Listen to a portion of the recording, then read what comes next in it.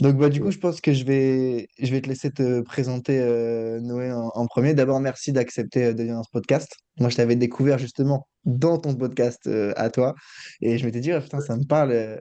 Ce qu'il dit, je t'avais suivi sur Instagram et j'avais envie d'en voir plus. Puis je me dis, ok, pourquoi pas l'inviter? J'aime bien sa manière de penser et tout. Magnifique. Et bien oui, faire un podcast, c'est une bonne manière de se rencontrer. Donc très content de faire cet échange-là avec vous. Pour me présenter brièvement, donc je m'appelle Noé, j'ai 22 ans. J'avais une boîte qui s'appelait Entrepreneur du Château, pour laquelle la plupart des gens m'ont découvert. On avait des maisons dans le sud de la France avec mon associé pour permettre aux jeunes entrepreneurs de vivre en communauté. Depuis cet été, j'ai arrêté ce projet.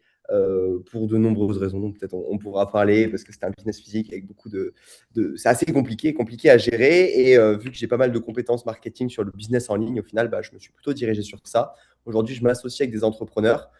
Donc, je prends de l'equity en échange de l'aide que j'apporte pour les aider à se développer, que ce soit sur du consulting et aussi sur la partie opérationnelle au début pour aller chercher des beaux résultats. Donc, voilà un petit peu. Ok. Du coup, moi, c'est Alexis. Donc, moi, j'accompagne des cavaliers à développer leur posture intérieure. La posture intérieure, c'est vraiment cette capacité à rester stable en toute situation, notamment quand ton cheval monte en pression.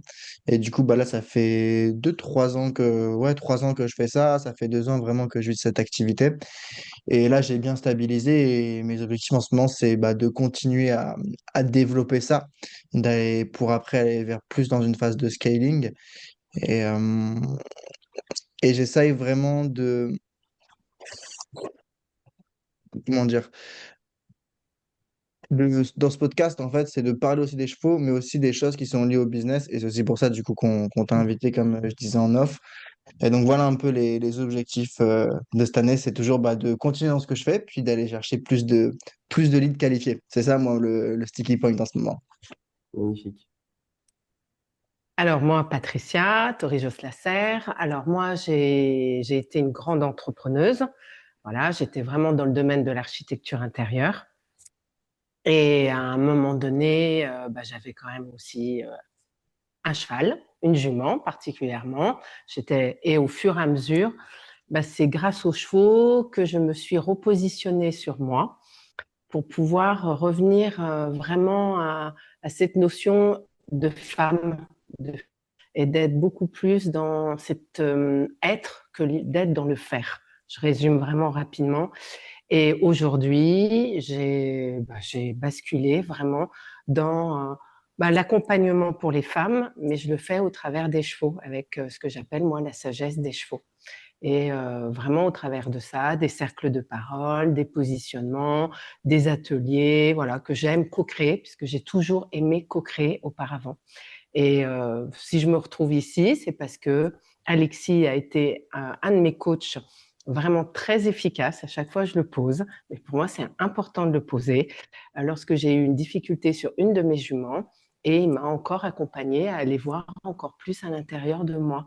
Et c'est pour ça que je crois que je suis ici, à aimer continuer à échanger, partager, parce que ça fait partie de moi. J'aime vraiment toute cette notion-là d'être un peu ouais, pluridisciplinaire et être vraiment d'avoir plusieurs, comme dit vraiment Alexis, des valeurs différentes, d'avoir et d'écouter les différentes valeurs de chacun pour pouvoir aussi aussi vis-à-vis de soi. Je sais pas si c'est moi, mais t'as bugué un peu sur la fin.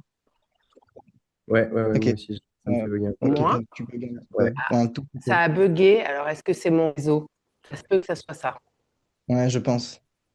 Oh. Moi, j'avais une question, du coup, Noé, c'était sur. Donc, Là, tu je as vous entends commencé plus, par. ça se fige.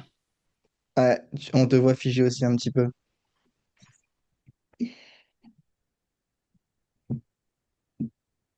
Ok.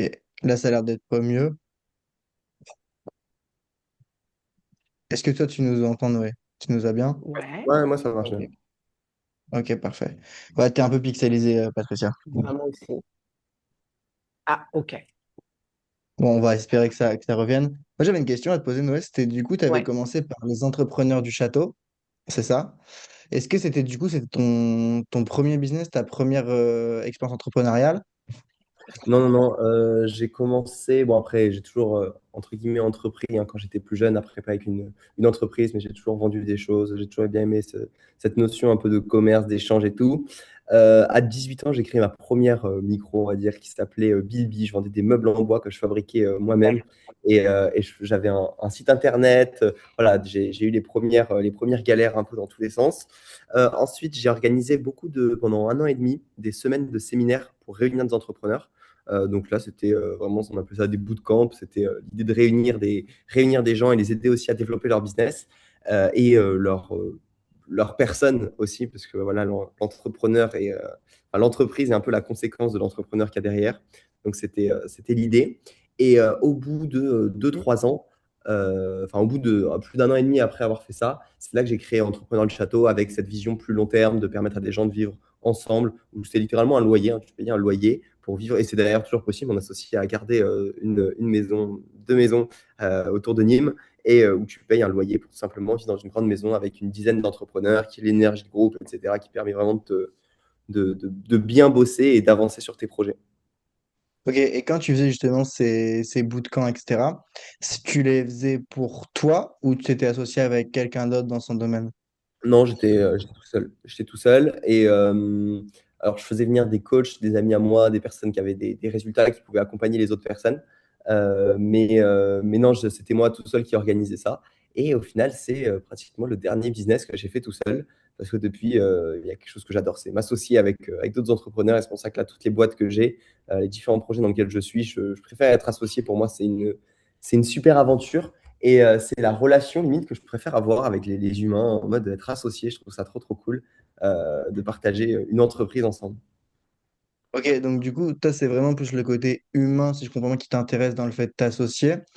Est-ce qu'aujourd'hui, tu te verrais lancer une boîte seule ou plus du tout, c'est vraiment un truc que tu te dis maintenant, j'aime bien être associé?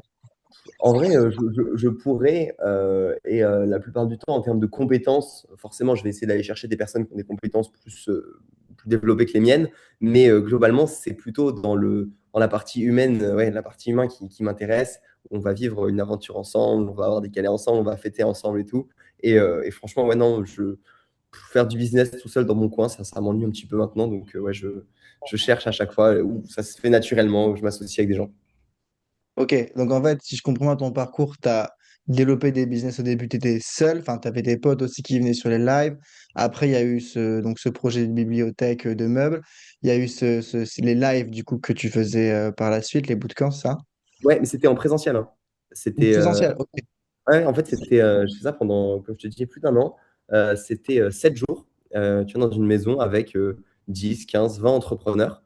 Et du coup, il y a cette notion de présentiel où on aidait vraiment les gens bah, en physique sur leur business. Et puis, il y a surtout l'énergie du groupe où tout le monde est là dans la même maison et développe son truc. Et du coup, il y a plein de gens, il y avait un peu de tous les niveaux, mais des personnes même ça les aidait vraiment à passer à l'action, à avancer. D'autres personnes qui avaient déjà des bons résultats, mais qui allaient chercher plus de paliers avec les autres entrepreneurs qu'ils rencontraient.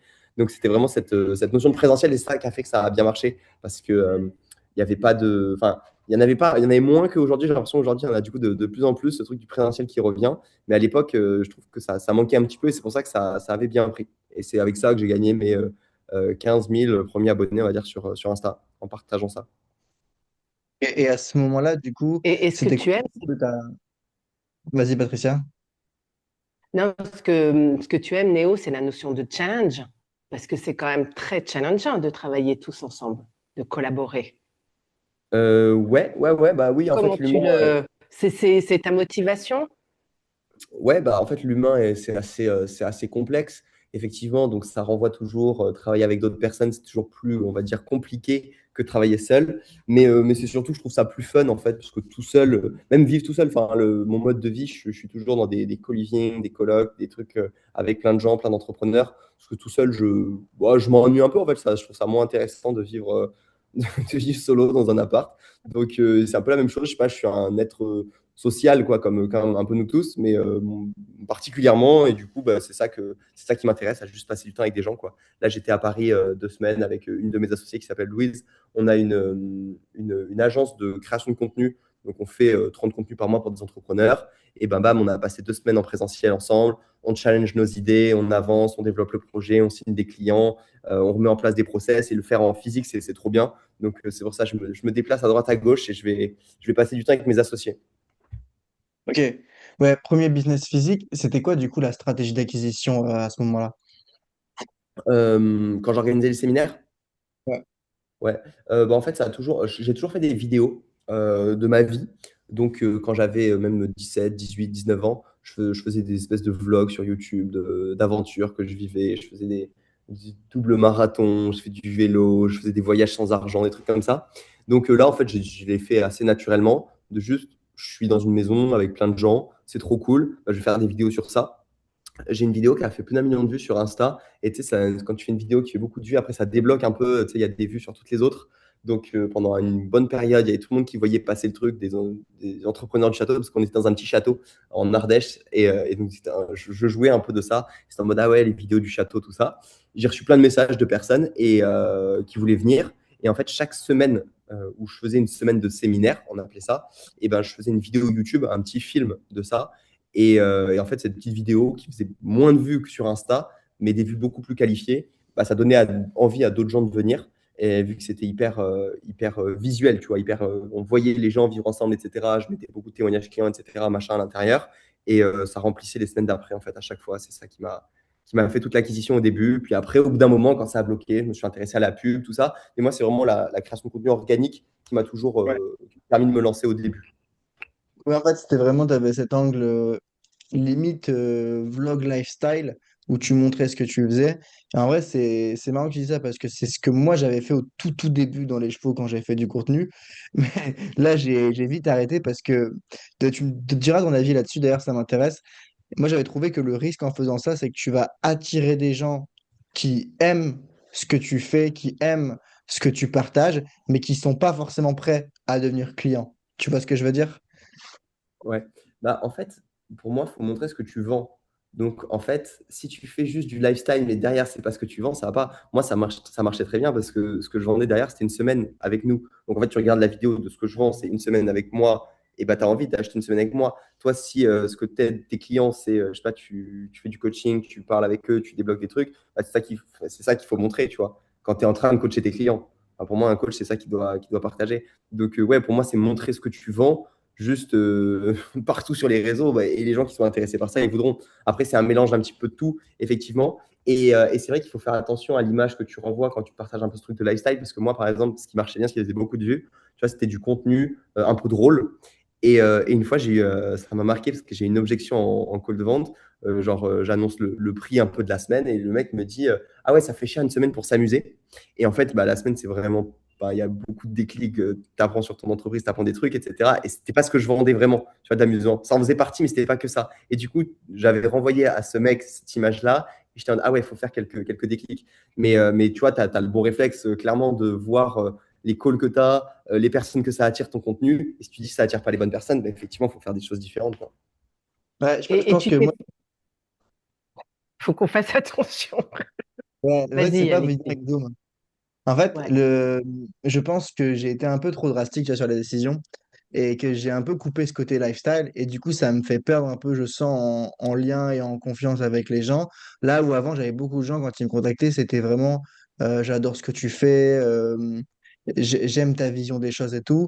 Et maintenant, j'ai encore ça, mais j'ai plus de gens qui sont vraiment, j'ai vu les résultats clients, j'ai vu les accompagnements, parce qu'en fait, je me suis tellement pris des gens, entre guillemets, touristes dans des cols, que j'ai fait un blocage sur ça, et je pense qu'il faut que j'y revienne, mais là, je suis passé limite en mode, tu sais, ok, vidéo top of funnel, Ouais, éducation, preuve sociale, genre le truc très carré, pour après ouais, y réintégrer plus, on va dire, du social funnel, quoi. ouais, Donc mais ouais, c'est hyper intéressant ton feedback. t'es passé de créateur à entrepreneur en vrai là avec un peu ce que tu fais. Et moi à la base en fait, je me considère plus comme un créateur, un peu comme un artiste, tu vois. Et ma création de Mm. contenu aujourd'hui me permet pas de vendre quoi que ce soit. Et ça m'arrange en fait, parce que du coup je fais ce que je veux, tu vois. Et du coup, parce que moi ça a été ça le problème, c'était que la création de contenu c'était à la base un kiff, et à la fin, bah, je le faisais un peu, enfin pour vendre et tout. Tu vois, je prenais moins de plaisir à faire des vidéos. Et souvent quand on a commencé les vidéos juste par passion, bah, c'est important de garder cette flamme un peu parce que sinon, bah, la vidéo, enfin, ça devient juste une obligation un peu pour vendre. Donc, il faut trouver le bon équilibre et ce qu'on aime aussi, tu vois. Ça me paraît important de s'appuyer sur ça. Ok. Mais tu t'es formé, Néo, ou c'est venu au fur et à mesure Je suis désolé pour naturellement? Patricia, je vois qu'Alexis rigole. Je m'appelle juste Noé. Ah, Mais t'inquiète Noé, pas, pas de problème. Pas de problème. pardon, Bah, Noé. non, non, pour la formation, alors bon, j'ai fait une école de commerce où j'ai pas appris grand-chose qui m'a servi pour mes boîtes après. Justement, ma première boîte, donc Bilby, là aujourd'hui des bibliothèques en bois, j'étais en école de commerce pendant ce temps-là, mais je suis parti au bout de 2 ans, donc j'ai pas eu particulièrement de diplôme. Et après, en fait, j'ai clairement appris sur le tas au fur et à mesure. C'est comme ça que je pense que 99% enfin même 100% des jeunes entrepreneurs aujourd'hui qui ont entre 20 et 25 ans et qui se lancent sur Internet, bah, on apprend en fait en regardant des vidéos YouTube, tout ça. Après, forcément, tu peux prendre des accompagnements, il y a d'autres choses. Moi, je n'en ai pas forcément consommé tout de suite. C'est plus quand j'ai eu des résultats pour passer d'autres caps que j'ai pris tu vois, un mastermind, ce genre de choses. Mais dans un premier temps, oui, bah, tu apprends, tu essayes de vendre des trucs à des gens, ça marche pas. Du coup, tu dis pourquoi ça marche pas, tu vas voir des vidéos, tu comprends et voilà quoi. Ok.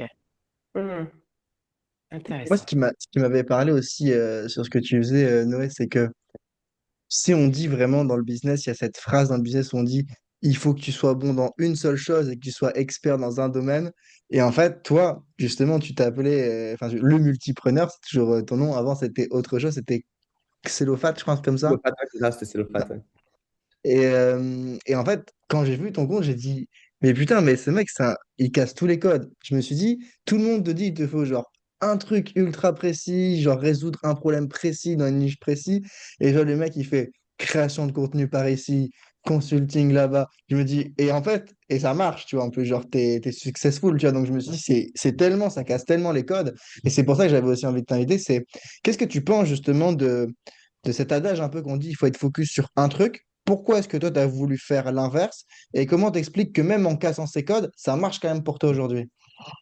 Ouais, bah, en fait, je me base sur ce que j'aime et comment faire pour être plus heureux parce que j'ai essayé, bah, déjà, j'avais qu'une boîte, c'était Entrepreneur de Château et c'est vrai que je cherchais un peu constamment d'autres trucs à faire parce que j'avais pas envie d'être focus sur un seul projet et là, j'avais l'opportunité de faire ce que je voulais. Donc, je me suis dit, go aider différentes boîtes. Le fil conducteur, quand même, c'est le marketing, la compréhension, tu vois, de l'humain et c'est ça que je fais là dans tous les projets dans lesquels je suis. Je pourrais faire la petite liste après même rapidement pour donner une idée aux gens de ce que je fais actuellement, sur quoi je travaille. Mais ouais, en fait, moi, je mets la notion de plaisir avant la notion de cash. Et je pense qu'aujourd'hui, pour gagner plus d'argent, je devrais avoir qu'un seul projet et le faire vraiment à fond et le pousser. Et sûrement que je gagnerai plus de thunes. Et encore, je ne sais pas, parce que vu que je serais moins, peut-être ça m'exciterait moins, peut-être que du coup je serais moins productif et au final là travailler sur plusieurs projets, faire plusieurs trucs, être stimulé, bah, c'est comme ça que je fonctionne mieux, tu vois, j'ai vraiment le truc de j'aime toujours avoir des passions, pouvoir du coup bah, je design un peu ma vie de sorte à pouvoir me laisser me faire kiffer, faire des vidéos sur ce que j'ai envie parce qu'au final mon acquisition dépend absolument pas de mes vidéos mais juste de plutôt qui je suis et les personnes ont envie de travailler avec moi, donc je peux partager vraiment ce que je veux, ce qui m'anime et tout, donc j'ai fait en sorte de me retrouver dans cette position, tu vois, pour pas me. Parce que j'ai testé de faire qu'une seule chose et ça ne me correspondait pas vraiment, quoi. Ouais, en Voilà. fait, j'ai vraiment un sentiment que tu mets le business au service de ta vie et non pas ta vie au service de ton business. Ouais, bah de fou, de fou, de fou. Bah, le but de la vie, quand même, c'est de s'amuser. On est là pour 80, 70, 90 ans, on ne sait pas trop ce qu'on fait là, on est sur Terre. On est là, faut kiffer, tu vois, pour moi. Donc c'est mon facteur numéro un. Et de toute façon, quand tu as des bonnes compétences dans un domaine, et moi, ce que j'essaie de développer, comme c'est le marketing, le copywriting, la création de contenu, la vente, ouais, c'est vrai que c'est plusieurs compétences, mais des compétences qui sont toutes utiles pour avoir une entreprise. En fait, quand tu sais que tu es bon dans ces compétences-là et que tu as les bonnes bases et que tu continues à développer, bah, tu peux pas trop manquer d'argent, quoi. Ok, Et tu, du coup, vas-y, Patricia. ouais, et tu proposes tes services, parce que j'ai besoin, moi, je te Ouais, connais pas complètement, donc tu proposes tes services à différents types d'activités, ouais, c'est ça. c'est C'est ça, ça? là, Ou différentes exactement. personnes? Ouais, c'est ça. Actuellement, là, par exemple, bah, je travaille sur un projet là depuis 4 mois qui est une application mobile pour les étudiants en médecine. Donc, je me suis associé avec un développeur qui, lui, sait coder une app, tout ça. Moi, bam, je vais faire le marketing. Donc, je vais m'occuper de tout ça. On va mettre en place des stratégies. Je vais tester des choses. Je sais faire de la pub. Je sais faire du contenu organique, scaler là, on a des comptes TikTok. Et puis, quand ça marche, on scale ça sur TikTok. Enfin, bref, je mets en place des stratégies. J'ai comme je disais, une agence de création de contenu. Donc, on fait du contenu pour des entrepreneurs avec Louise, qui, elle, s'occupe de faire le contenu. Moi, pareil, je l'aide à structurer l'offre. Je l'aide un peu sur la partie vente. En fonction de quoi l'entrepreneur a besoin, je vais l'aider. Je ne vais pas être un coach business un peu large à proposer la même offre à tout le monde. C'est vraiment, moi, je préfère m'associer, avoir peu de projets, mais m'investir à fond dedans et forcément avoir un certain pourcentage de l'entreprise. Moi, c'est le but, parce que ça soit sur des entreprises comme là, l'app mobile dont je vous parle, le but, c'est que ça soit valo, qui ait une valorisation à terme. Il y a d'autres projets, ça va être un peu plus du cash flow. Et voilà, sur les différents projets, je vais pouvoir amener mes compétences, amener ma vision du consulting et aussi j'ai des freelances avec qui je travaille, des personnes que je peux faire travailler sur le projet. Donc voilà un peu comment je fonctionne. Ok, Je prends pas ouais. Donc, tu as de t'as projet. tes freelances et tu vas avec chacun collaborer pour pouvoir répondre à certains clients, à Ouais, certains franchement, entrepreneurs clients. c'est Ok. exactement ça. Et, Et sinon, pour le grand public, je propose pas grand-chose. Après, de temps en temps, je vais avoir un petit produit sur quelque chose qu'on va me le demander. Je propose aussi du consulting sur mon site, juste 30 minutes d'échange, etc. C'est comme ça qu'a commencé justement la boîte que j'ai avec Louise. Elle a pris un consulting avec moi en mi-2025. Et du coup, bah, ça nous a permis de rentrer en contact. Elle me demandait comment structurer une agence, tout ça. Et 4 mois plus tard, je lui ai dit, bah, écoute, en fait, j'ai une agence, je serais chaud de m'associer carrément avec toi. Elle s'était pas encore vraiment lancée, elle était plus en freelance. Et bam, ça nous a permis de structurer le truc et créer quelque chose ensemble. Donc voilà, j'ai aussi un autre accompagnement pour aider les employés à acheter un premier bien immobilier avec Loïc Bollard, avec qui je suis associé. Et là, on a aussi un accompagnement pour aider les entrepreneurs à être meilleurs en vente avec Mathis et Alexandre. On est trois sur le projet. Donc voilà où je papillonne un petit peu en ce moment. ok, Ok. Et merci. est-ce que du coup, parce que tu sais, je sais que, par exemple, Oussama Amar, lui, il est un peu comme ça, c'est-à-dire qu'il va avoir plusieurs projets, mais il fait la même chose dans les boîtes différentes, tu vois. Il avait déjà parlé de ça. Est-ce que du coup, toi, c'est un peu ça, c'est tu as des compétences et tu appliques, entre guillemets, les mêmes compétences dans des domaines, dans des boîtes différentes, ou au contraire, tu es vraiment beaucoup plus diversifié? En fait, la compétence que j'applique, je vais te dire, c'est du bon sens paysan et un peu de marketing, tu vois. Parce qu'en fait, là, par exemple, l'app sur laquelle je travaille, je mets en place des stratégies que je maîtrisais pas extrêmement bien avant, qui est de faire de l'UGC sur TikTok et ensuite trouver une manière organique de scaler les contenus. Euh, donc oui, mais Oussama, c'est un petit peu pareil. Mais j'aime beaucoup le personnage, j'aime beaucoup le cerveau de ce type-là. Quand j'écoute ses contenus, tu vois, ça fait toujours plein de résonances. J'avais pris un appel avec lui même en 2023 ou quelque chose comme ça. Et j'ai toujours bien consommé, bien aimé ce qu'il propose. Et ouais, c'est vrai que c'est un peu cette logique de mettre au service mon humain, ce que je sais, mes compétences pour un projet qui est cool, quoi. T'avais pris un Better Call Ous, c'est ça? Ouais, c'est ça, c'est ça. C'était à l'époque où Ok. je faisais les séminaires, il m'avait dit quelque chose d'assez classique, il m'avait dit vends plus cher. J'en ai en gros les semaines, c'était 1 000 euros, c'est une semaine avec des entrepreneurs. Voilà. Il m'a dit vends plus cher et prends 3 fois plus de gens. Donc, il y a quelque chose qui marche, fais le plus. C'est évident et en vrai, généralement, les conseils, quand quelqu'un nous les donne, enfin, 80% du temps, il n'y a rien d'extraordinaire. C'est des choses qu'on sait déjà, juste de la part de quelqu'un qu'on reconnaît, qu'on admire, qu'on aime bien. On va passer à l'action, on va plus appliquer, on va prendre les choses plus au sérieux. Et de toute façon, du bon coaching, c'est juste le miroir de ce qu'on veut vraiment faire. Et tu seras mieux placé que moi pour expliquer ça. Ça, c'est vrai, c'est Jérémy Coleman. Lui, il avait dit une phrase, ça m'avait fait rire. Il disait, oui, bon, je sais plus exactement les chiffres, mais il disait, oui, je sais ce que je dois faire, mais je le fais pas, donc je vais payer quelqu'un, je sais pas, 10 000 € pour qu'il me dise de le faire. Au moins, ça me fait chier de l'avoir payé et maintenant, je vais le faire. Ah, t'es ouf, t'es ouf. Ouais, c'est ça, hein. C'est ça, 100%. Et en plus, justement, enfin, c'est un peu les deux approches, tu sais, du mentoring ou du coaching, mais vraiment l'idée du coaching, c'est que quelqu'un te montre ce qu'en plus tu as envie de faire. Parce que enfin, je pense qu'il y a ce que tu dois faire pour avoir plus de résultats et ce que tu as aussi envie de faire. Et au final, ce que tu as envie de faire, c'est toi qui le sais mieux que l'autre personne. Sauf que l'autre personne, si elle te pose les bonnes questions, tu vas dire toi-même ce que tu as envie de faire et ensuite elle va te dire fais-le, tu vois. Donc ouais, pour moi, c'est ça la logique. Ben, un truc que j'ai capté là qui me bloquait dans mon business, c'est que moi, j'ai tendance à toujours vouloir toucher le funnel. Et genre, c'est le truc qu'il faut pas faire. Et du coup, là, je me suis mis de la discipline. Genre, vas-y, pendant 2 mois, tu laisses tourner le truc, tu touches à rien, tu modifies pas. En vrai, c'est tellement dur. Je me rendais même pas compte que je touchais à la... Et le pire, c'est que ça marchait quand même. Donc je me dis, si vraiment j'ai le truc et que je touche plus, peut-être je vais pouvoir le step up. Et donc ouais, je suis dans cette discipline de pas toucher. Et je me suis rendu compte, mais en fait, j'ai cette erreur de dingue. Pareil, croire que je dois produire plus alors que pas forcément, tu vois. C'est quoi, toi, les grandes erreurs que tu vois chez les gens que tu accompagnes, que ce soit en consulting ou les boîtes avec lesquelles tu as de l'equity, tu te dis, ouais, ça revient souvent, ça, c'est l'erreur à pas faire, ça, c'est des choses que je dis de faire souvent en plus. Ok, c'est hyper intéressant. J'aurais des questions après à te poser sur ce que tu viens de dire. Un truc là que je vois partout en ce moment et là qui me paraît de plus en plus évident, c'est vraiment se nicher. En fait, c'est vraiment l'erreur de base. Et quand tu te dis, tu n'es pas en mode waouh, mais c'est en mode, tu sais, quand tu parles à tout le monde, bah, tu parles à personne. Mais tout le monde fait cette erreur. Et là, je suis tellement content. Je l'ai vu super bien. Il y a 2 jours, j'ai fait un dîner d'entrepreneurs et il y avait une meuf qui avait une appli qui était exactement la même appli que celle que je fais là pour les étudiants en médecine sur laquelle je travaille. Elle a commencé à travailler dessus en septembre. Et moi, je me suis associé sur le projet le 15 septembre. Et on est parti à peu près du même stade. On avait 200 abonnés, elle et moi, à cette période-là. Et je ne la connaissais pas avant. Là, c'est elle qui m'a raconté qu'elle a toujours 200 abonnés. Et nous, on en a à peu près 35 000. On a plus de 1000 utilisateurs payants, etc. Et en fait, bah, elle a une app qui aide les étudiants à réviser. Et nous, on a une app qui aide les étudiants en médecine à réviser.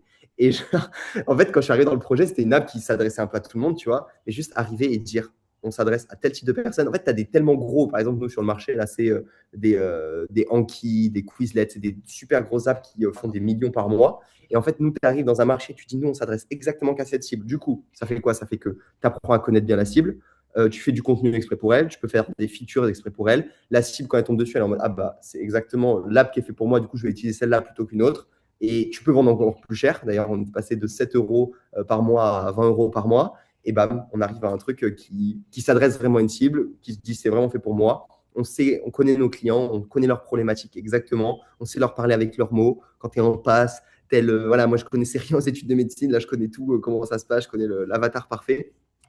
Donc, ça serait un bon conseil que je vois en ce moment partout. Et du coup, je le vois encore plus là en ce moment dès que je fais du consulting, je suis en mode niche-toi sur un seul truc, une seule cible. Et même si ça fait peur et on a l'impression que c'est contre-productif, c'est toujours une bonne décision. Donc voilà un insight. Tiens, donc attends, tu m'as dit quoi juste avant? On parlait de quoi? Sur toi. Ah oui, toucher le funnel. Et Dieu, si tu vois, enfin, je sais pas ce que c'est exactement ton funnel, si c'est tout en organique ou si tu fais de l'ADS, à quoi il ressemble globalement? VSL, enfin, ça ressemble à quoi? Pour t'expliquer un petit peu la vision d'ensemble, ça va te permettre de mieux voir où je me situe. Sur les derniers mois, là, j'ai fait des mois à 5 4 chiffres d'affaires. Donc, toi, je suis encore un petit pour l'instant. Donc, ça doit faire 3005 net, un truc comme ça à peu près. Enfin, j'ai pas les chiffres précis en tête. Et là, en janvier, non, décembre, pardon, je suis redescendu à 2,3 de chiffre d'affaires. Donc, j'étais un peu choqué. Mais après, c'est de ma faute parce que du coup, j'ai fait un mauvais marketing et du coup, j'ai eu des mauvais clients, tu sais, qui ont abandonné le process en cours de route parce qu'ils mettaient pas vraiment les actions en place. Et donc, ça, c'est pour te dire où j'en suis. Et en fait, le but, c'est d'aller chercher, après, aller chercher les 10K net en profit, enfin, du coup, 10K net par mois. Et quand j'arriverai à ce step-là, j'irai sur les ads. Mais pour l'instant, pas d'ads, tu vois, tant que je suis pas à ce niveau-là, parce que tout le monde dit qu'au début, dans les ads, tu crames, tu crames, tu crames, et j'ai pas encore assez de liquidité pour cramer autant. Le funnel, c'est Instagram, Facebook, tu vois, donc création de contenu qui parle des douleurs, qui éduque. J'explique que le problème, bah, c'est pas le cheval, c'est pas la cavalière, mais c'est le fait que elle est tendue et du coup, ça peut pas marcher. Vidéo éducative avec appel à l'action, soit dans les commentaires, soit en message privé pour recevoir un contenu. Quand ils m'envoient le contenu, je les laisse revenir vers moi pour qu'ils aient la suite du contenu. Ils doivent juste m'écrire le mot suite en message privé. Ensuite, j'envoie une petite phrase de préqualification pour voir si c'est un lead qui vraiment veut résoudre un problème ou s'il est juste là, tu sais, pour consommer en mode curiosité. Ensuite, j'envoie une vidéo qui est une espèce de vaisselle éducative. Et quand la personne, après la vaisselle, elle revient, là, je vais poser quelques questions en nurturing pour aller vers un call. Ah oui, donc, ok. Pas facile le tunnel, tu l'as complexifié, mais ok, ok, ok, super intéressant. Ouais, c'est vraiment en fait contenu, DM, YouTube Et après, allez, nurturing, enfin, question par Instagram et call. Vraiment, si je résume très simplement. Ok, ça marche. Moi, j'ai l'impression d'être vraiment la vieille. Mais vraiment, moi, ça n'existait pas à l'époque. Donc oui, je suis la vieille. Et je vous écoute et je me dis, waouh, putain, moi, c'était pas moi, bah, il n'y avait pas Instagram. Il y avait pas. On démarrait un peu Facebook, mais c'était vraiment. Et à l'époque, bah, bon, c'était les salons, c'était mon positionnement. Mais ce que j'aime beaucoup, ce que tu fais, euh, Noé, c'est vraiment cette notion où je te sens instinctif. Et moi, j'ai fonctionné comme ça dans mon marketing, puisqu'on me disait, mais comment tu fais? Je disais, mais je ne peux pas expliquer. Il y avait cette notion de passion et de dire, OK, j'aime collaborer, puisque j'avais une école d'enseignement, je faisais de l'enseignement supérieur. Après, j'ai fondé la formation continue. Après, j'ai développé un showroom. Après, j'avais mon agence, qui était une agence où je lançais les jeunes que j'avais repérés dans l'enseignement supérieur, les pépites qui avait voilà qui était vraiment ce que je disais, j'aimais bien cette lumière qui sortait et qui avait envie de toucher à tout et qui avait envie de poser. Alors moi c'était dans le monde du design, c'était voilà dans ce monde-là, mais c'était et là je vous écoute, je me dis mais c'est un autre monde pour moi. Et en Ouais. même temps c'est hyper intéressant parce que ce que je trouve quand même quand je t'écoute et en même temps quand je t'écoute Alexis, il y a la structure et puis il y a l'instinctif. Je sens pour moi, Alexis, il y a la structure, voilà, je pose et tout. Et toi, c'est plus l'instinctif. Je sais et Ouais. tout. Et il y a quelque chose entre les deux, il y a vraiment quelque chose c'est très intéressant. Je Oui. trouve que d'arriver à mettre en place, je pense que tes collaborations, tu vas toujours chercher des compétences complètement différentes de toi, Ouais. complètement, qui vont être complémentaires dans tous les cas. Mhm. Ouais. Ouais.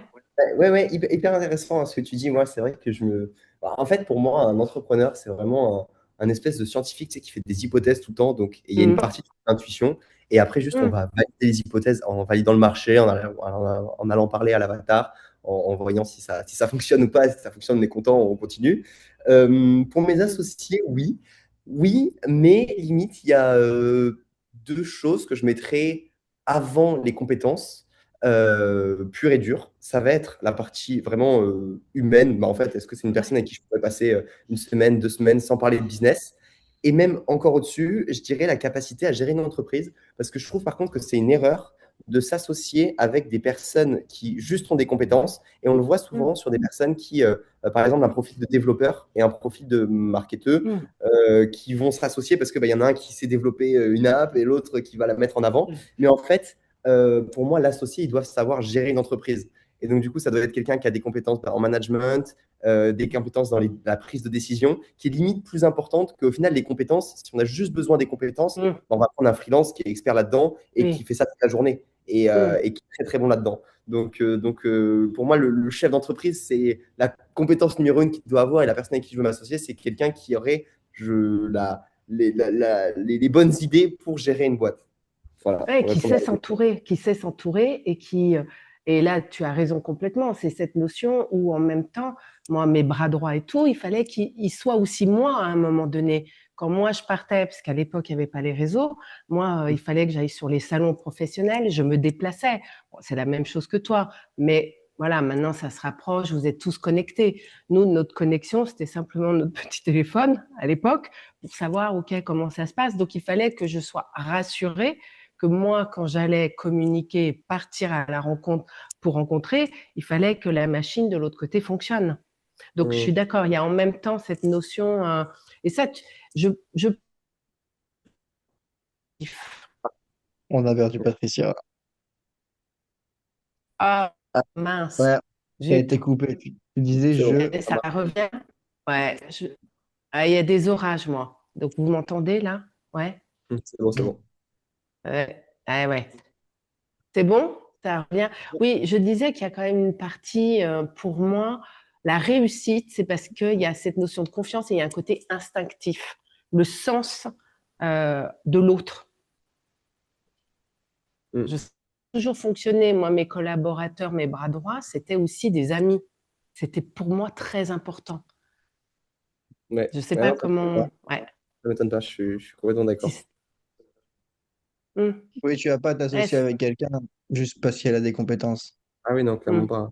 Et puis, il y a des personnes avec qui je sais, ça pourrait marcher, etc. Mais comme je le dis, c'est l'objectif, c'est, kiffer ensemble, vivre une belle aventure. Et Ouais. pour ça, faut quelqu'un avec qui on a envie de vivre une aventure, quoi. Il y a un truc que tu as dit tout à l'heure, Noé, et dans lequel je suis carrément d'accord quand tu dis c'est être entrepreneur, c'est faire des hypothèses, tester, mesurer, ajuster. Moi, justement, c'est pour ça qu'en fait, je touchais tout le temps le funnel, mais je le faisais toutes les semaines. Donc, Ouais, la question, ça c'est ça. marche. Et Comment surtout est-ce que avec si toi, peu tu... de volume. Surtout avec si peu de volume. Parce que du coup, tu me dirais, tu fais 100 000 par mois. Bah, en fait, tu fais quelques ajustements, tu vois vite si ça transforme. Mais du coup, ça veut dire que dans ton tunnel, il y a, bah, je sais pas, il y a 200 personnes qui passent toutes les semaines. Donc, en fait, forcément, tu peux voir enfin, déjà, ça sert à rien. Mieux vaut A/B tester que changer, parce que sinon, tu peux pas comparer. Ok.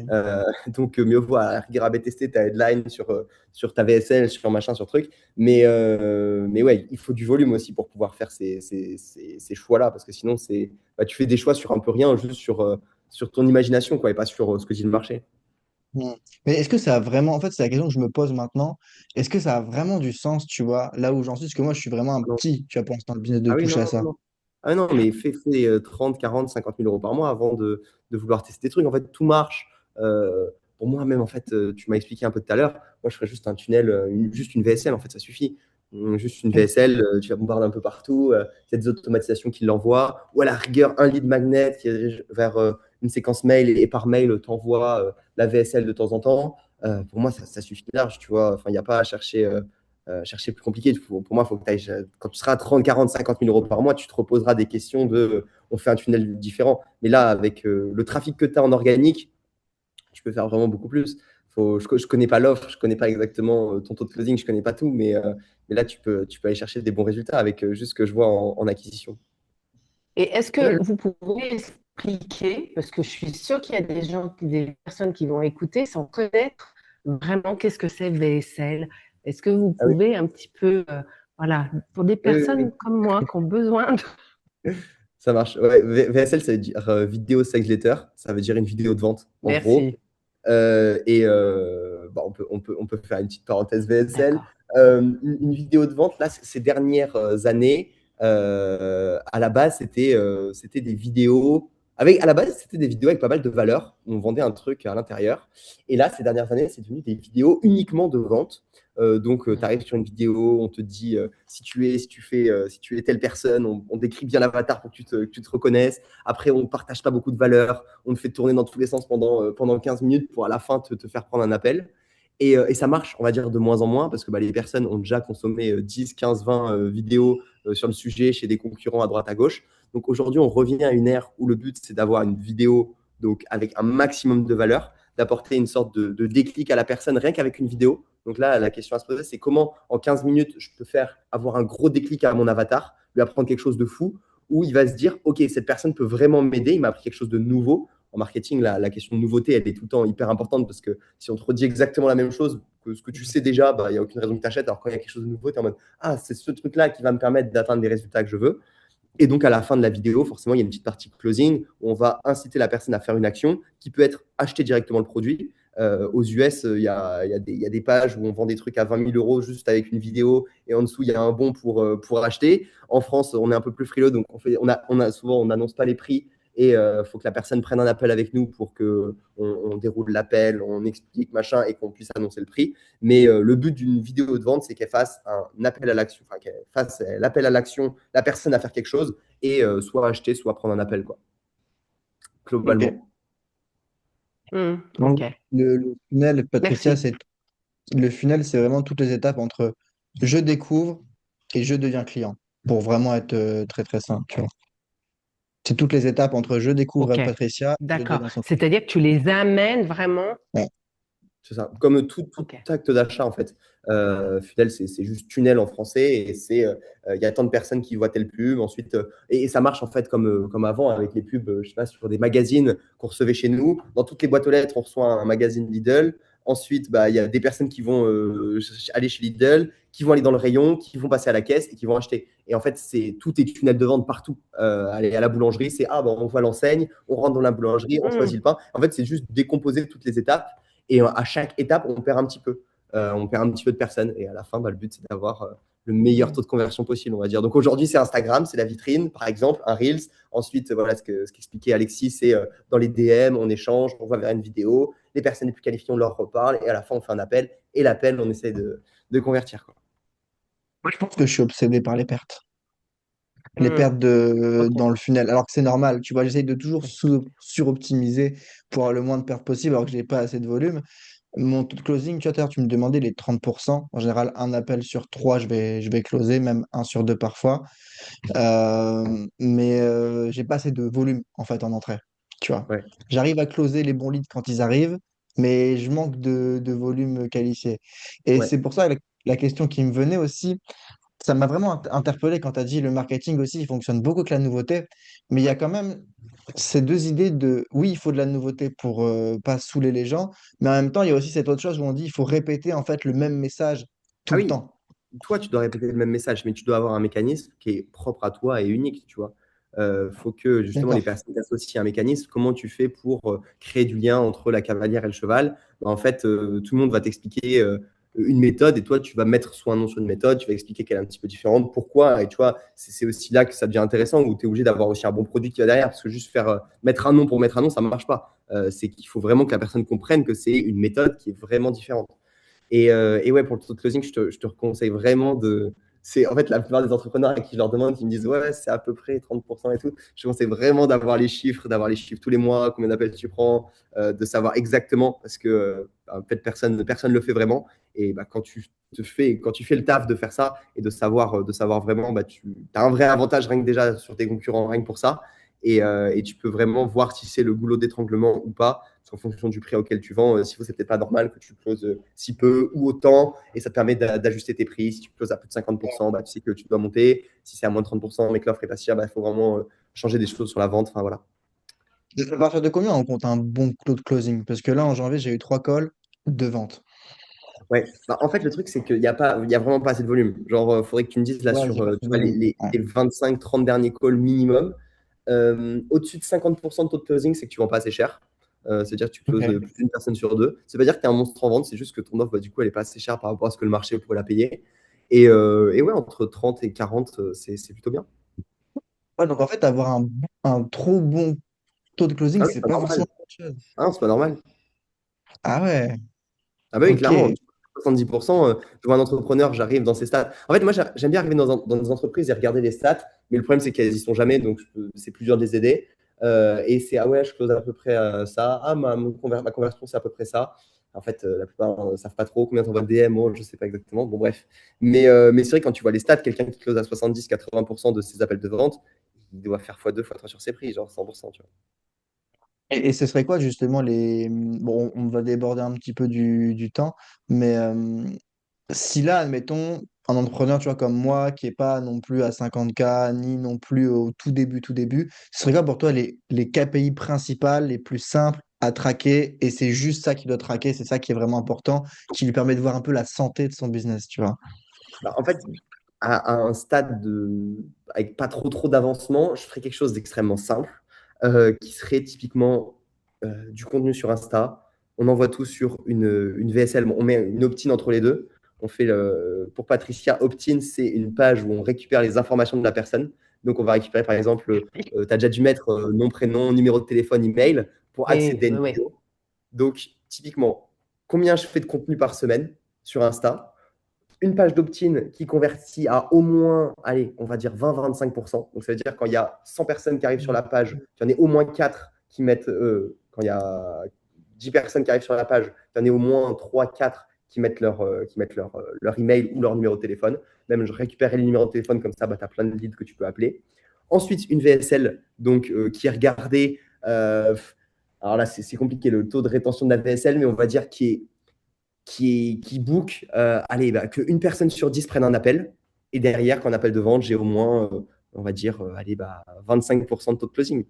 Voilà, globalement. Et je fais quelque chose de le plus simple possible. Et déjà, avec ça, si tu as une bonne offre, que tu arrives à envoyer du trafic, il n'y a aucune raison que ça ne monte pas à 10, 15, 20 000 euros par mois si tu es un peu différenciant de tes concurrents, quoi. Ok, et donc tu mets pas en place de nurturing, de trucs comme ça par Alors, message? peut-être la PSL, si elle est bien faite, ça peut faire l'affaire, quoi. C'est sûr, si Ok. tu rajoutes du contenu long, YouTube, avec de la valeur, etc. Mais aujourd'hui, tu vois, il y en a qui arrivent à vendre avec Insta. Et une bonne vidéo de vente, bah, c'est là que justement on t'explique que tu mets une nouvelle croyance en fait dans la tête de ton prospect. Ça peut suffire en fait si ton mécanisme est suffisamment bon. Après, c'est sûr, tu vois, le format podcast, le format vidéo YouTube, il est bien. Il y a un peu un truc qu'on dit en marketing, c'est faut que ton client ait consommé au moins 7 heures de ton contenu. On me dit des chiffres hein, comme ça, mais c'est pour donner une idée aux gens. C'est sûr que pour passer 7 heures avec des reels de 1 minute, faut y aller. C'est pour ça que le format podcast, etc., il est super cool parce que tu mets ça sur Internet, ça ne prend pas énormément de temps. Et moi, bah, je sais qu'il y a beaucoup de personnes qui ont travaillé avec moi qui écoutent les podcasts que je fais, que ce soit des podcasts perso ou avant j'avais un podcast, il y avait 4h30 avec un pote. Bah, même mes associés aujourd'hui, Louise, elle écoutait depuis 2-3 ans le podcast 4h30. Tu vois, tu crées une relation qui est un peu plus forte et plus authentique, quoi. Ok. Et justement, toi, généralement, c'est quoi les choses que tu observes dans les business qui fait qu'il y a un manque de volume qualifié? Parce que tu parlais de l'avatar tout à l'heure. Moi, je sais que j'ai redéfini mon avatar là. Enfin, je ne l'ai pas redéfini de zéro, mais j'ai vraiment ajusté sur un truc plus précis. Parce que moi, j'avais remarqué qu'en call, le problème que j'avais, c'est que j'avais des gens qui comprenaient le problème, qui comprenaient le contenu. Je faisais la projection, tu sais, le faire ou ne pas le faire, tout ça. Mais j'avais des gros problèmes sur la prise de décision, en fait. Des gens, tu sais, qui ne prennent pas, qui n'arrivent pas à prendre la décision, tu vois, qui n'osent pas prendre la décision. Et ça, je me suis dit, mais est-ce que c'est parce que je cible mal? Est-ce que c'est parce que la vente, Ah, elle est pas bonne? Et ouais, je me torture la il tête y a avec ça en ce moment. pourquoi ils ne prennent pas la décision? Peut-être parce qu'ils n'ont pas confiance en toi et effectivement, là, c'est un problème de nurturing.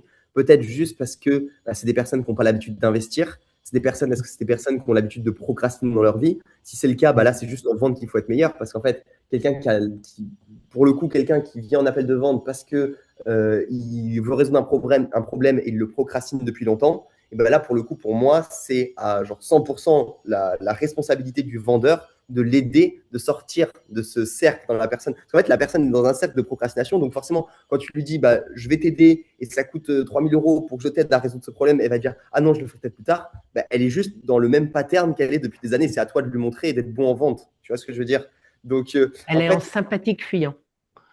Ouais, c'est voilà, ça. j'ai pas le terme Exactement ça. de Patricia, mais en fait, là, c'est pour le coup, là, quelqu'un qui vraiment procrastine et continue dans ces cercles-là, c'est clairement sur la vente. Il y a toujours des raisons différentes. En fait, un appel de vente, c'est pour ça, moi, j'aime bien les réécouter, analyser, etc. Et je trouve que les entrepreneurs doivent se faire aider souvent là-dessus parce que bah, c'est hyper important pour aider ses clients, quoi. En plus, on est en France, la relation avec la vente, c'est pas dingue. Tout le monde a plein de croyances, plein de trucs. Donc, je pense que c'est un vrai travail à faire, que chacun doit faire sur ça, quoi. Mm. Et moi, j'ai beaucoup taffé 2025, le closing, j'ai vraiment, vraiment taffé ça hardcore. J'ai beaucoup appliqué, tu sais, les contenus de. Tu vois, l'équipe de Colban Publishing avec Rachid, tout ça, je sais pas si Ouais, tu les suis un ouais, peu. ouais, Jérémy Coleman, ouais, je vois. Bah, il y a Rachid, son head of sales, là, qui fait aussi du contenu sur le closing. Et ça m'a grave fait step up ses contenus sur le closing. Et moi, en fait, ce qui peut m'arriver parfois, c'est que je vais avoir des gens dans l'appel qui me disent oui. Et je vérifie si le oui, c'est un vrai oui. Tu vois, je leur demande, OK, quand est-ce que tu penses faire le paiement, tout ça. Mais au moment vraiment de passer à l'action, genre, ça fait pas le paiement. Ça arrive pas tout le temps, mais ça m'arrive quand même beaucoup. Ils vont dire oui, mais ils prennent pas la décision, tu vois. Et ils vont fuir. Et quand tu leur montres par exemple, une personne qui me disait oui, je veux rejoindre l'appel et tout, enfin, je veux rejoindre l'appel, je veux rejoindre le programme, et je creuse, je lui fais confirmer, voilà, on regarde pour l'évidence, voilà, elle me dit que c'est bon, et en fait, après, elle me dit ouais, mais en fait, c'est pas vraiment une priorité pour moi, et ce qui est pas vrai, tu vois, parce que juste avant, elle m'a dit que c'était une priorité, et donc j'ai des leads, comme ça, moi, j'appelle ça des leads un peu. Alors, c'est peut-être aussi parce que c'est mon mindset qui bloque, mais moi j'appelle ça des leads victimes. C'est qu'ils vont pas passer à l'action en fait. Ils savent qu'ils ont un problème, ils savent qu'il y a la solution, ils voient les témoignages. euh, et ils passent pas à l'action. Et ça, moi, je sais que en termes de mindset, c'est vraiment le truc qui me fait vriller. Genre, je me vrille pas sur les gens, mais moi-même, sur moi-même, je vrille. Je me dis, putain, ça fait chier. Genre, Ouais, j'ai ouais, pas tu fait m'étonnes, mon avatar. C'était des trucs ouais, comme non, ça. c'est très, très frustrant. C'est une des. Ouais, ouais, c'est souvent un facteur assez limitant, je trouve, chez beaucoup d'entrepreneurs. Mais ouais, c'est dur. En plus, bah, en fait, c'est vraiment cas par cas parce que même la personne, tu peux l'amener jusqu'ici, elle peut te dire oui. Et en fait, elle te dit non, mais c'est parce que le travail en amont n'a pas été bien fait, ou c'est peut-être à ce moment-là où il aurait fallu mieux l'accompagner dans le process, etc. Mais ouais, c'est très délicat. Moi, j'ai un peu passé, j'ai plus trop envie de prendre des appels un peu B2C, tu vois, etc., où il faut vraiment aller creuser, machin.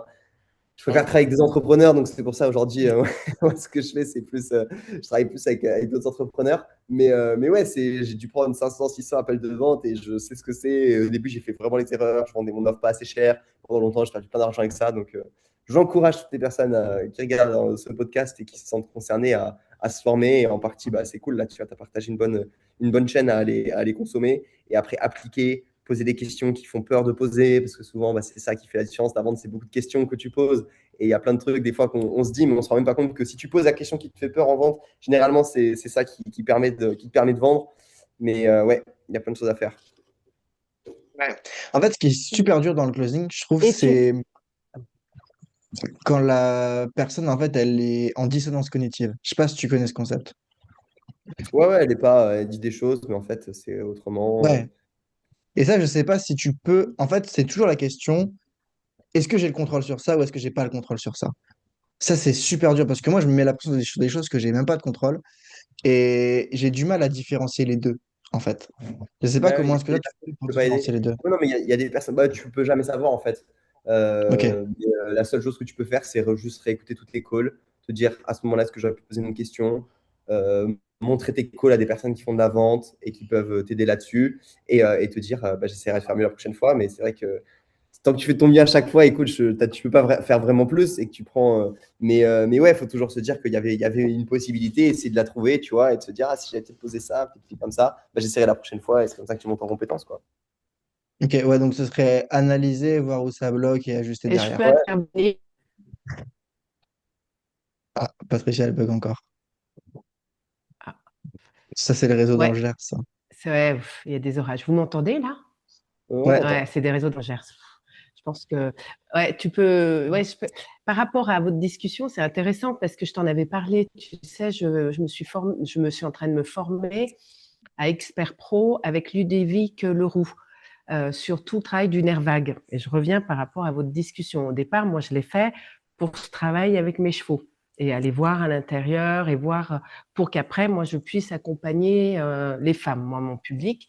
Et, euh, et il parle énormément par rapport aux clients et notre rôle de co-réguler. Et il parle de justement ce que tu appelles, toi, les victimes, ce qu'on appelle les dorsales, c'est le système nerveux vague dorsal. Tu as ceux qui vont être le sympathique, agressif, combattant, ce qu'on est un peu là.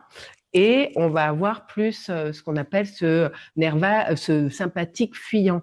Et il explique comment nous apprendre à se mettre en ventral pour pouvoir à ce moment-là co-réguler, mais au travers rapidement d'un diagnostic qu'on fait en face et qui permet à un moment donné de les comprendre. On ne peut pas utiliser le même vocabulaire et le même positionnement avec ces personnes-là, parce que nous, si on est trop dans le combat, l'agression, on les fait fuir automatiquement ou alors on les fait se recroqueviller.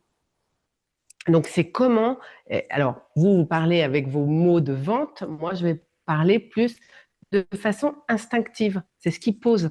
Il dit, c'est la seule chose aussi, c'est d'aller les toucher dans leur système pour les rassurer et leur dire, OK, j'entends, voilà comment on peut poser. Là, je suis en formation, hein, donc je suis en train de. Mais c'est passionnant. Et il est tout le temps en train de parler de ça. Et je trouve que moi, je l'ai vu, moi, pour mes accompagnements, déjà pour moi, parce que je le fais déjà pour moi, et après pour mes accompagnements.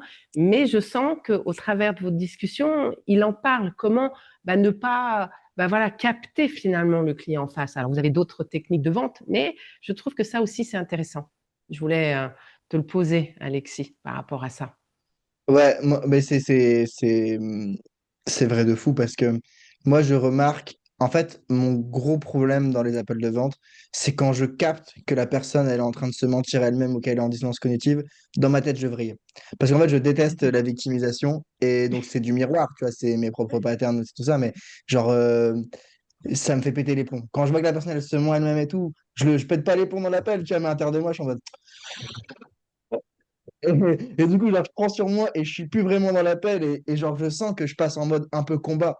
Tu vois, je suis plus vraiment présent, je suis plus dans l'envie de la faire avancer. Il y a de la friction, ça crée de la friction, tu vois. Ah, Et donc, ça, c'est un c'est toi qui dois peu- revenir. en ventral. Ouais, ouais, C'est ouais, ça? ouais. Je suis en mode, ah putain, c'est chiant, ça me saoule. Et du coup, il faut que j'essaye de... Donc, ce que je fais maintenant quand ça arrive dans les appels, c'est j'attends. Des fois, je parle pas, j'attends comme ça pendant genre 20 secondes, je laisse des silences et j'attends de redescendre. Et puis après, je reprends et j'essaye de creuser, de reposer les bonnes questions, tout ça. Et de pas le. Parce qu'en fait, mon erreur, c'est que je le prenais personnellement. Tu vois, Mm. c'était ça Mm. le gros problème, c'est que je le prenais personnellement. Maintenant, ça va mieux, mais aussi parce que je filtre mieux en entrée. Enfin, je prends, Mm. genre, je vais poser des questions dans l'appel de réservation pour éliminer un Mm. maximum les gens. Mm. Bah, moi, j'appelle ça les lead victimes. C'est des gens qui veulent être écoutés, compris, mais qui changeront jamais, tu vois. Qui veulent de l'empathie, mais pas des actions. Et là, ça crée beaucoup de friction chez moi. Ouais. Je sais pas si pour toi, euh, Noé, c'est un peu les mêmes. Comment tu faisais toi auparavant pour quand tu sentais un client qui fuyait, tu le laisses ou tu fais comment? Non, bah, en fait, s'il part de l'appel en me disant je réfléchis, je vais voir plus tard, tu sais très bien que tu verras jamais la personne. Au début, tu y crois, puis Ouais, au bout d'un moment, tu sais que ouais, voilà. ok. Donc, autant aller jusqu'au bout, tout tenter, lâcher des punchlines, le mettre en face de son incohérence. Et puis, il y a des personnes, c'est pas le bon moment. Mm. Voilà, quelle est la vraie objection? Toujours aller chercher en fait la vraie objection, parce que les personnes passent leur temps à te mentir en fait, et tous les humains sont comme ça hein, en fait, et nous Ouais. les premiers aussi, à te dire des fausses objections. Donc, toujours aller creuser la vraie objection quand on a le doigt dessus, aller chercher, aller creuser, aller voir, aider la personne au mieux, quoi. Je pense que c'est juste Mm. de la bonne. Vouloir son bien. Et si tu penses vraiment que ton offre, bah, c'est ce qui peut vraiment l'aider, bah, c'est à son service de faire tout ce qui est dans ton pouvoir pour l'aider à prendre la bonne décision. Donc, euh, donc voilà, avec cette approche, quoi, plutôt que je vais dans les appels. Mm. Ouais, en fait, t'es Ok. engagé, mais détaché. Mm. C'est Ouais, ça. complètement. Bah, après, détaché, ouais, détaché, de toute façon, ça, tu choisis pas trop. Ça dépend un peu de ta vie, de si le paiement, il est important pour toi ou pas, tu vois. Et ça, c'est Ouais. aussi forcément un truc. Donc, moi, je préfère toujours prendre, entre guillemets, des appels avec un bon matelas de sécurité. Et c'est toujours les choses que je recommande aux entrepreneurs que j'accompagne. Parce que sinon, bah, en fait, tu peux rien. Mais c'est vrai que si ça dépend de si tu manges à la fin du mois ou pas, bah, t'es un peu, t'es plus stressé. Mais ouais, après, forcément, au bout d'un moment, t'en as pris, t'en t'es plus, c'est détaché. Tu as juste envie d'aider les gens. S'ils ne veulent pas être aidés, c'est leur problème. Tu, tu finis un peu sur ça, mais il faut tout faire pour l'aider.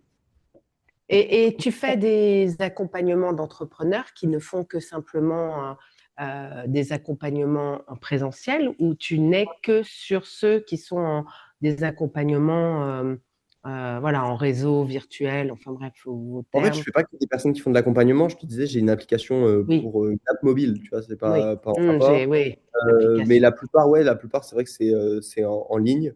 Mm. Après, je suis très, très ouvert. Je pense que je vais relancer là en milieu d'année un mastermind avec beaucoup de présentiel pour réunir des entrepreneurs. Parce que moi, c'est ce que je kiffe le plus. Mais ouais, la plupart là, des autres business dans lesquels je suis, c'est de l'accompagnement en ligne. Ok, merci. Ok.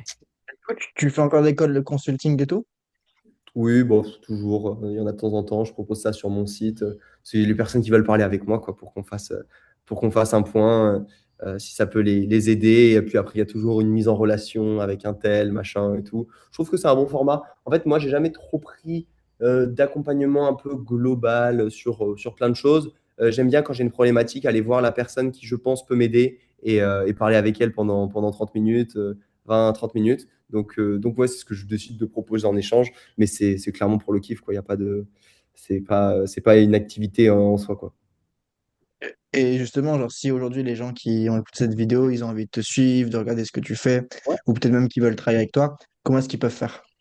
Ouais, bah déjà, ils peuvent m'ajouter sur Insta, m'envoyer un message s'ils ont une question, quoi que ce soit. Il y a mon donc Insta, le.multipreneur.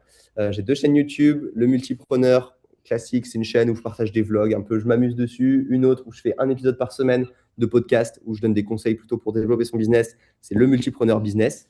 Et mon site, c'est multipreneur.fr où pareil, il y a tout là-dessus, il y a tous mes programmes, toutes les choses que je propose, les petites actualités, toujours là-bas. Aujourd'hui, c'est quoi la répartition? Est-ce que tu vois, as ce côté consulting, les boîtes dans lesquelles tu as des equity, l'appli, comment est-ce que tu organises? Est-ce que tu bosses sur chacun des dossiers un petit peu chaque jour? Comment tu Ouais, organises tout ça? Est-ce que tu as des ouais. répartitions? Ouais, un petit peu tous les jours, un appel par jour avec tous mes associés, même si c'est 5 minutes, 10 minutes, 15 minutes, toujours s'il y a quelque chose à voir, rester dans le jus. Je travaille un petit peu sur tous les projets et après, je mets du focus sur ce dont il y a besoin en étant le plus efficace. Là, je suis en vadrouille. En plus, là, je suis arrivé hier en Égypte, donc Mm. j'essaye de travailler que le matin. Là, l'après-midi, je vais aller sortir, aller visiter un peu. Donc, c'est de trouver l'équilibre dans tout ça, mais tous les jours, un peu tous les projets, on va dire. Ok, stylé. Bon, on mettra tous les liens de toute manière dans Ouais. la description pour ceux qui veulent. Et même, je te demanderai si tu as des liens un peu spécifiques que tu veux ajouter, tu me diras. Et voilà, est-ce que tu as des questions, des choses que tu voulais ajouter, toi, Patricia? Non, très clair. J'aime beaucoup. J'apprécie Super, beaucoup cette dynamique. Donc, trop cool. ouais, vraiment. Et les presque, pour moi faire mon petit mot de la fin, c'est un peu ce qu'on apprend avec les chevaux.